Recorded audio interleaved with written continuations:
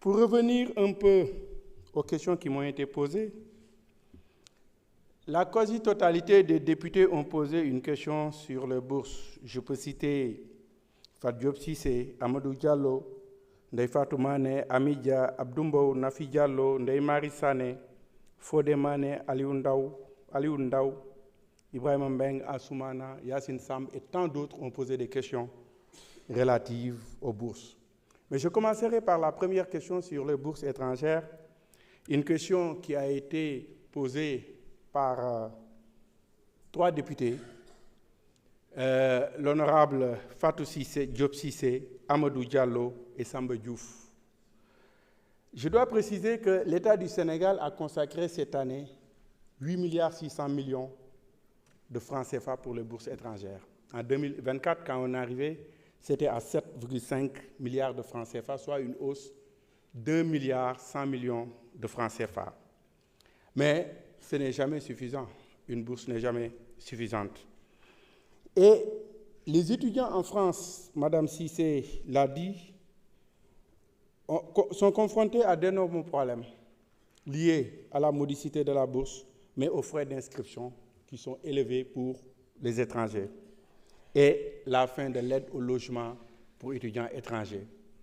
Et là, je dois préciser que,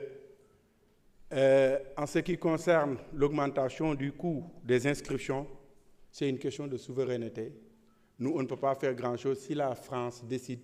d'augmenter le coût des inscriptions de ses étudiants. Et pour revenir un peu sur le cas global de l'UCAD, certains députés sont revenus sur la comparaison. Je vais essayer de parler Wolof parce que la majeure partie des questions sont en Wolof. Pour ñëw ci problème boursier en tant que tel, je dois préciser que le budget bi ñuy voté nii 45% du budget ci œuvre sociale la jëm, c'est-à-dire près de la moitié du budget ci social la jëm. Loolu day wone que ne État Sénégal day def effort yu bëri ci social. Et problème bourse yi mën naa ne mu ngi démarré en 2000. Figurez-vous bien que jusqu'en 2000,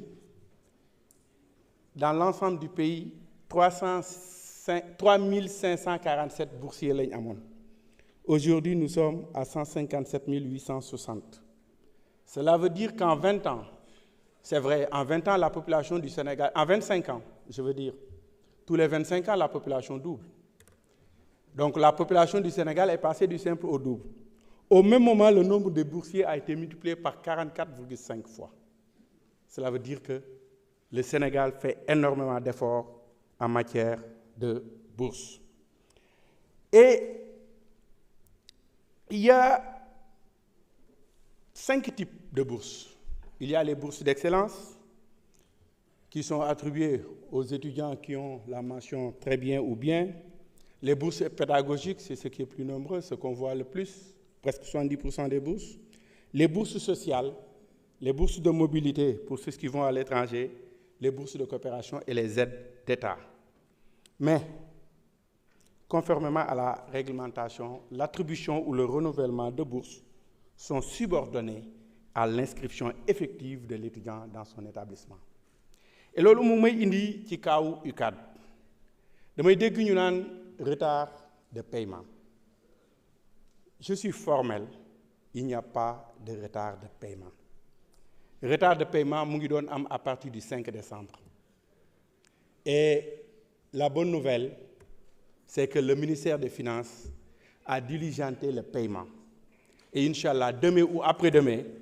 étudiants yi dinañ jot seeni bourse. Mais pour revenir ci kaw UCAD, parce que am na des informations bu bëri bu ci am. Revendication étudiants UCAD yi dañu ne ñoom dañoo bëgg ñu fay leen année bi passée mooy li ñuy wax année universitaire 24-25 fay leen ko de octobre 2024 à septembre 2025 jox leen trousseau muy un montant global de 515 000 par étudiant. Mais bu paree loolu ba pare état bi fayaat leen 2025 2026 le même montant muy 515 000 et loolu ñi mu concerné mooy les étudiants de master 1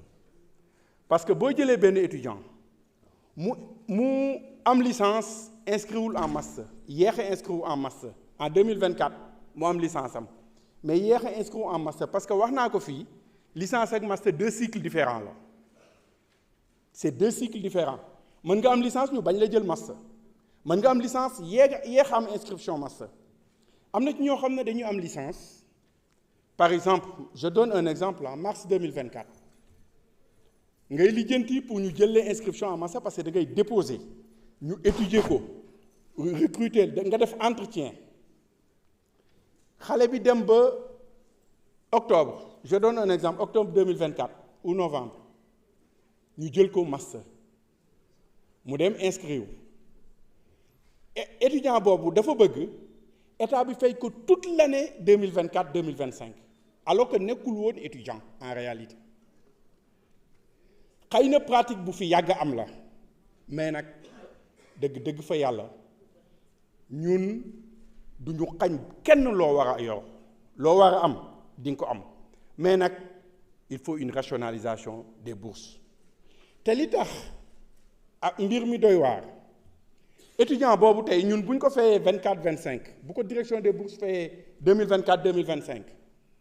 2025-2026 muy def M1 première année état bi fayaat ko muy 2 ans ça veut dire kooku jeexal na ci bourse master parce que décret bi dafa leer licence étudiant bi am na droit am bourse 3 ans dégg naa fi ku fi wax léegi ne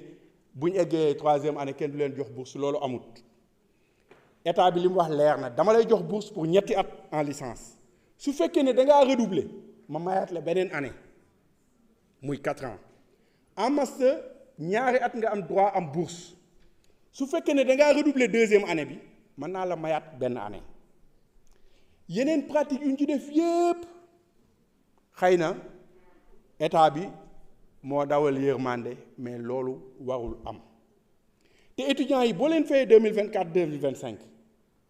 ñëw fayaat leen 2025 2026 directeur des bourses mu ngi nii nee na ma loolu man duma ko def ndax faute de gestion la man dañ ma daggal budget pour une année mënuma fay étudiant bi 2 fois dans le même exercice budgétaire su fi corps de contrôle ñëwee daf may épingler te yéen doo leen fa nekk bu may joxe ay réponses te loolu itam mënuma ci lu bëri donc mbir mi noonu la demee ñoom bu ñu leen ko defalee mooy li ma wax étudiant bi dañ koy fay 2 fois ci même exercice budgétaire bi et lan la leen direction des bourses wax ne leen yéen inscrire ngeen après année budgétaire parce que mbir mi yëpp li ko waral mooy bourse dañoo mas di réfléchir ci année buy commencer octobre depuis ñun sunuy temps ba léegi jeex septembre à l'époque sax 10 mois de bourse la woon mais léegi 12 mois de bourse la léegi nag année bi comme que décalé na direction des bourses conservé woon les mêmes pratiques dañ daan fay 16 mois de bourse à la place de 12 par at maintenant direction des bourses li ñu wax proposition bi ñu def mooy étudiant bi bu inscrire rek ñu commencé ko jël en compte par exemple étudiant master bu inscrire en octobre 2024 ñu commencé la fay sa bourse pour 2 ans nga xam ne di nga am bourse en master 1 am ko en master 2 par contre bu ñu defee ñoom li ñu wax dañ leen di fay bourse